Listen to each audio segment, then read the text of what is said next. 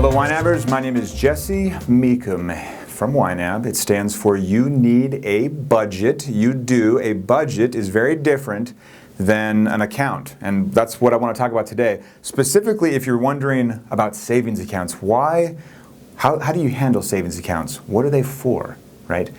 In my mind, the savings account is really a place where you can earn a slightly more interest, and that's about it at the moment. They don't do do really much anything else for you if you are following YNAB. So I want you to think today, and this is the YNAB app here. I did it, there it is.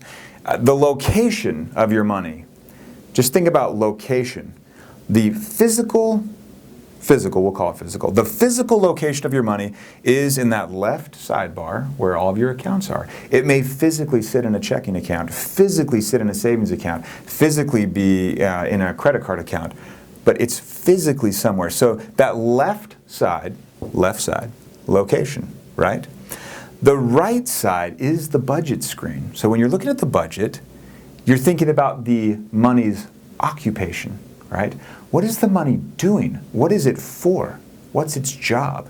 Where the money sits here has nothing to do with what the money is doing here. For example, if I were to say, let's see, Harrison, I want to get a beat on my kids. I'm wondering about Harrison. So I would say, hey, guys, where's Harrison? And he would say, Dad, he's in his room. So then I know his location. And so if I know his location, I guess I could say, oh, okay, good. He's safe because I know he's in his room. I know he's not somewhere else. I know I've got his location, right? I've got a beat on that. So I could say, oh, good, we're all safe. But then if I ask the follow-up question, well, what is Harrison doing? What is he intending? It might be that he is reading a very thought-provoking novel. He's reading A Tale of Two Cities. Or he could be reading a Diary of a Wimpy Kid, and I have different reactions depending on what he's reading. So it's like, oh, he's reading. Okay, good. I like what he's doing in his location. But it could also be, hey, where's Harrison? He's up in his room. Okay, good. That's great. Everything's good. I know where Harrison is. What's he doing? Oh, he's climbing out the window with the escape ladder. Okay, that's different, right? So they're very different ideas here. Whether you have a savings account on budget or just use it as a tracking account, that's to be determined. But what I would submit is think first about the job.